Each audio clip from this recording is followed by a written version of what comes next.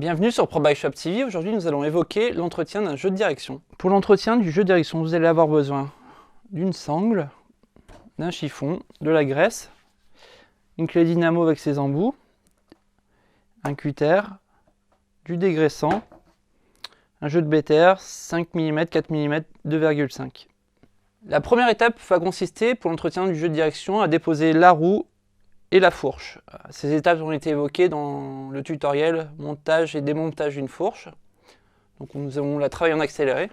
Dans le cas présent, nous nous retrouvons face à un jeu de direction de type intégré. Mais le principe d'entretien est le même pour un semi-intégré ou pour un système traditionnel. Donc nous allons enlever le capot supérieur, au-dessous duquel nous avons trouvé la bague de précontrainte fendue. Et enfin, le jeu de direction à proprement dit, donc le roulement.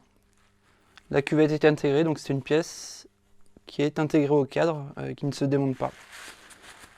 Donc l'entretien va consister, dans un premier temps, à vérifier que le roulement n'est pas rugueux. S'il est rugueux, c'est qu'il a commencé soit à se corroder, soit à être infiltré par la boue et l'humidité. Donc, dans le cas de solution, s'il tourne facilement, comme dans ce cas présent, on va simplement le nettoyer à l'aide d'un dégraissant. On va venir nettoyer l'extérieur un petit peu pour enlever les traces, petites traces de roue et la graisse, l'ancienne graisse qui sert essentiellement à venir protéger le roulement et jouer un rôle d'étanchéité. Si on se retrouve face à un roulement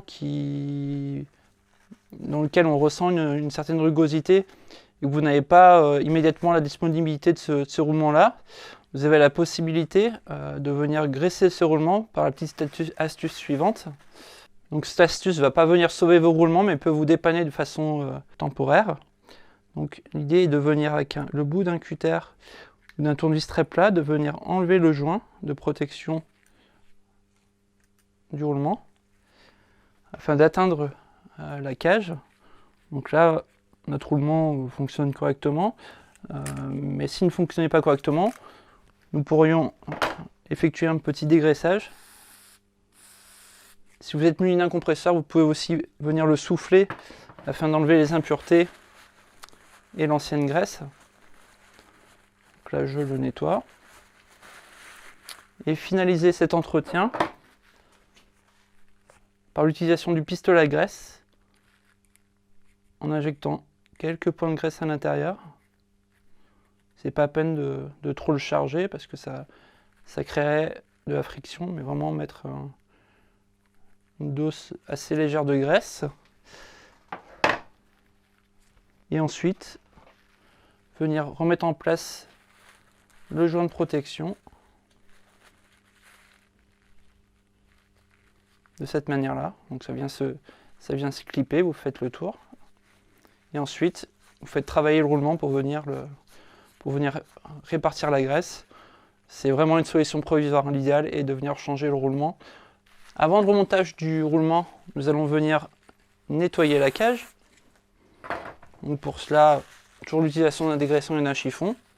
Et là, je viens enlever l'ancienne graisse, qui est souvent un petit peu noire. Nettoyer les portées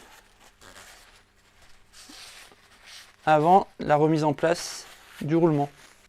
Avant cette mise en place, nous allons mettre de la graisse dans le logement. Ça va permettre de le maintenir un petit peu en place et tenir collé. Et vraiment jouer le rôle aussi d'étanchéité pour la partie inférieure du roulement. Je prends mon roulement fraîchement nettoyé et regraissé.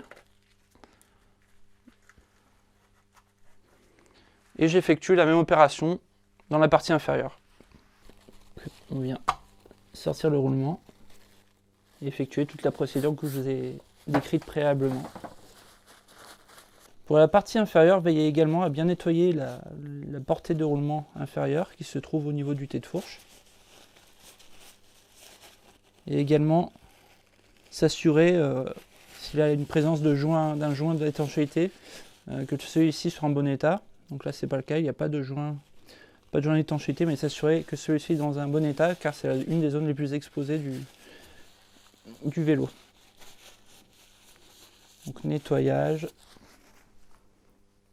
et petit graissage.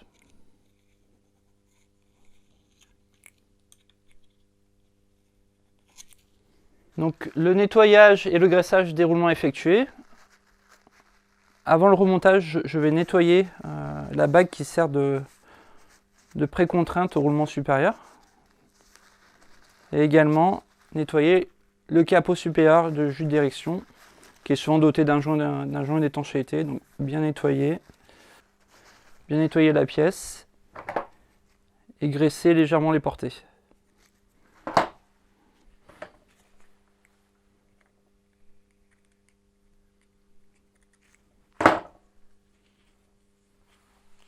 Profitez également avant le remontage, si le changement de déroulement est nécessaire, d'en vérifier les cotes afin de commander la bonne pièce. Nous procédons maintenant au remontage de la fourche. Je remonte le système de freinage comme on l'a vu dans les précédents épisodes lors du montage d'une fourche. Dernière étape, donc notre fourche est maintenant remontée, la roue également. On va mettre le vélo au sol et effectuer le réglage du jeu de direction. Donc pour le réglage du jeu de direction, on doit se mettre sur le vélo. On va venir déjà faire un pré-alignement. Et maintenant, vérifier le jeu. Donc l'idée est de venir pré-contraindre les roulements à l'aide de la vis du capot supérieur et de serrer jusqu'à suppression du jeu. Voilà, mon jeu est supprimé. Attention, parfois on est perturbé par une sensation de jeu persistant qui peut être due au mouvement des plaquettes à l'intérieur de l'étrier. Donc vous pouvez également vous mettre en appui la roue avant sur un support fixe et de venir faire des mouvements d'avant en arrière avec le guidon et de sentir également le jeu pour être vraiment sûr que celui-ci est éliminé. Mon jeu étant éliminé, je vais pouvoir procéder au serrage du guidon.